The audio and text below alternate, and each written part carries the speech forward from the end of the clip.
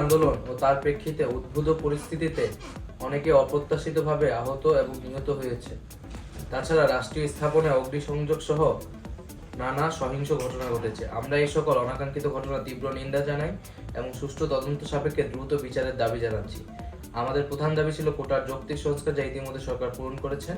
এখন শিক্ষার সুষ্ঠু পরিবেশ নিশ্চিত করার লক্ষ্যে দ্রুত শিক্ষা প্রতিষ্ঠান খুলে দেওয়ার জন্য সরকারের প্রতি জোর আহ্বান জানাই। সার্বিক স্বার্থে আমরা এই মুহূর্তে থেকে আমাদের কর্মসূচি প্রত্যাহার করছি। কোটা সংস্কার আন্দোলন ও তার প্রেক্ষিতে উদ্ভূত পরিস্থিতিতে অনেকে অপ্রত্যাশিতভাবে আহত এবং নিহত হয়েছে। তাছাড়া রাষ্ট্রীয় স্থাপনে অগ্নিসংযোগ সহ